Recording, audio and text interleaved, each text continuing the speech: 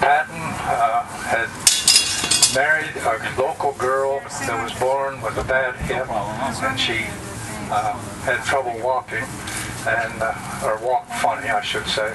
And they had one son who's still living. But at any rate, she had her hips replaced about 3 times in later life, and they ended up in a assisted living out here. And Pat died about 2 years ago, was it, or 3? I forget. Time passes me by. And I had an article published relative to Pat and his early history of the Valparaiso Police Department. And a couple of weeks ago, I thought it would be nice to get a copy to Madeline, and I mailed it out there, and it came back. So I called her sister last week down in South County and got an address, and she's back at a nursing home. Her son took her, and he couldn't handle her. Her legs are so bad she can't get around right. So she's in a nursing home with just bad hips. The rest of her health is okay. And I see Bullis. My wife's stepfather was in a nursing home out here, and Bullis was in the room across the aisle, and I saw him over there and went over, and he didn't even know me.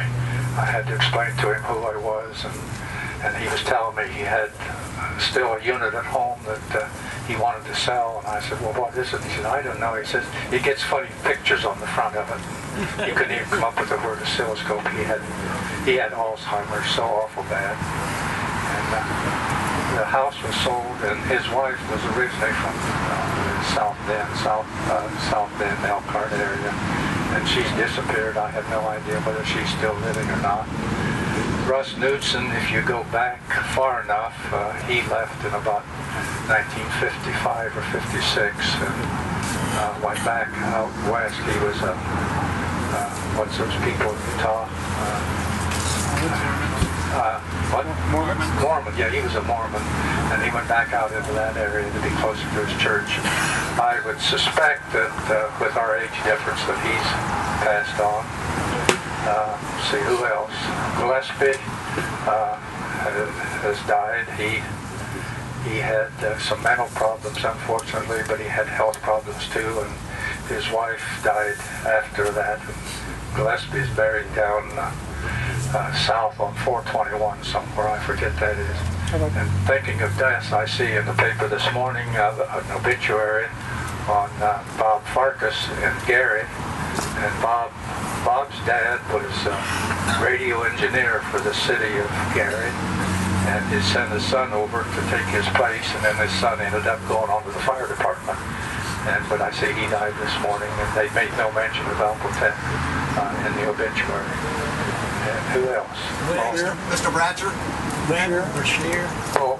Brashear, I have not heard from for years and years. He left school and went with Western Electric or some part of the Bell telephone system over in Illinois as an instructor, and I haven't seen him for 50 years.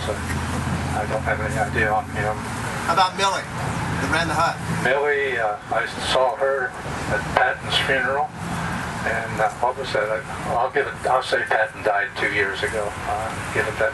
I saw her. That's the last time I saw her. She's living in an apartment somewhere, and well preserved. Millie has. I give her credit. She's very good looking for being in her 80s. And very chipper at that time, 2 years ago at least. And who else? Webb developed skin cancer, and he died young. Well, I think young, 70 years old. And who else? Caesars? He came up on the computer here a few weeks ago. I jumped on the telephone. He said, hey, I'll be there. He just lives up here a couple blocks. And he was supposed to be here. Go get him. Go get him, yeah. Glenn Figola's on the computer too. Yeah, Figola is out in Kansas City doing something. I forget. He appeared out of the midnight. Kirkwood, I have no idea. Wheaton died in bed. I don't know whether I should tell this or not. Oh, absolutely. Yeah. We won't tell anybody. No, well, it's kind of personal, but I'll tell it. His wife found him dead in bed. she called the undertaker and said, "Come and get Dick, bury him." No announcements, no services, no nothing. And the sheriff showed up. And she got the body back on Friday. So, enough said. As soon as she said that no services, no announcement, why the law enforcement are they're curious on that. So, and last I heard of her, she was living with her sister down in Oklahoma. Helen Green. Helen Green had, well, her husband, I think he ended up in a nursing home a little bit, and he's still living. And Helen had an automobile accident somewhere, and when she got hit, she hit the top of her head above, I'd say above her forehead, but forward of her head. And she was never right after that. She wouldn't talk to you. We ran into her in a grocery store and stuff, and she just walked past us, say hi.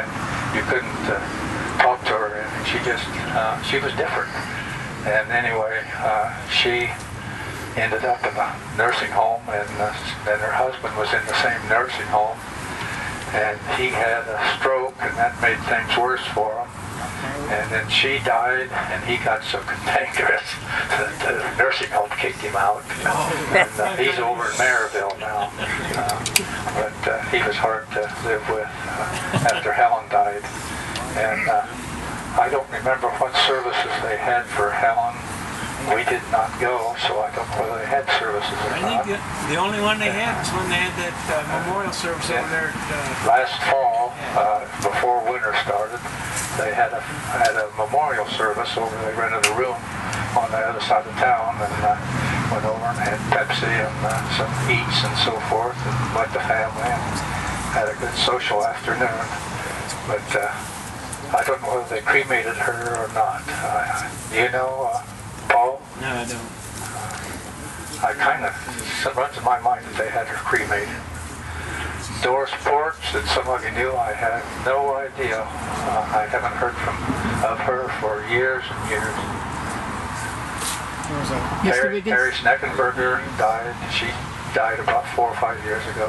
What about Gene Wigan? I'm still living, I think. Did you tell the story of Ed? Of who? Ed Hirschman. Who? Yeah. Ed Hirschman. I don't know what story there is to tell. I mean, well, he passed away, and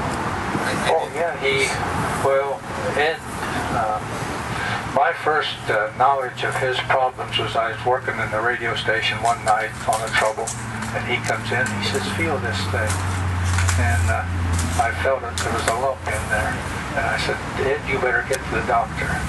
And he held off and held off and held off, and finally he went, and it was cancerous.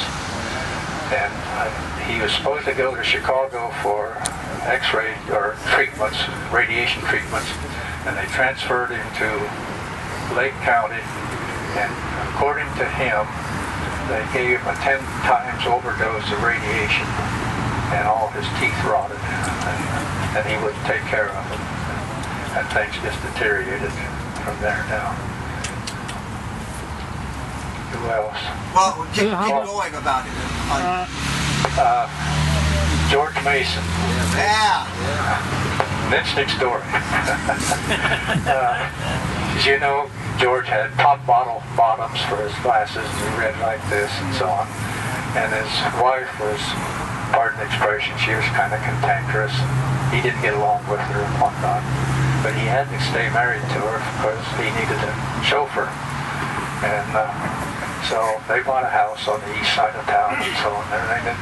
He quit here and went with Electro Voice up in Niles, Michigan. Pardon me, what's his name again? Mason, M-A-S-O-N, George Mason. He taught op-amps.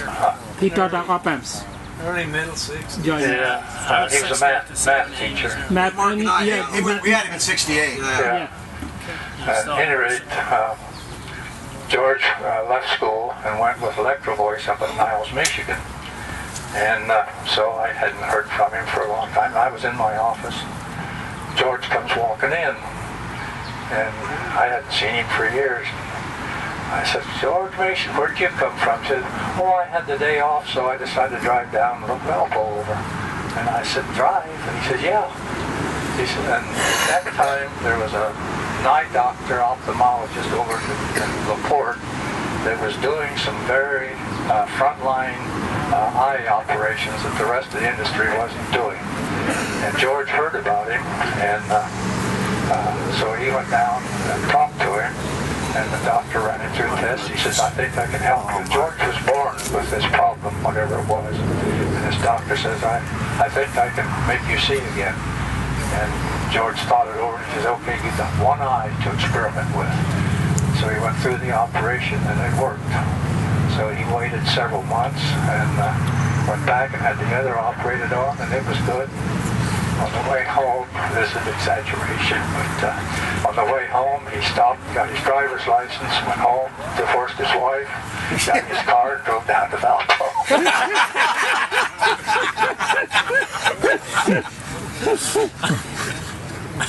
And somebody said that no bid showed up on him. I hadn't heard that at all.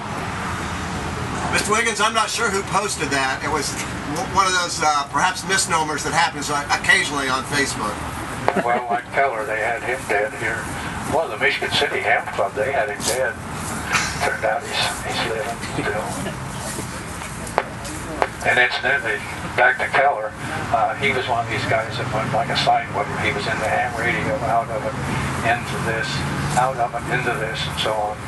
And now he went to all the expense of vanity call sign, set up a repeater, repeater in Michigan City, closed that out, went south, and gave up his ham license. He's now into black powder target shooting. He shoots those skeets all day and takes them home and cooks them. So.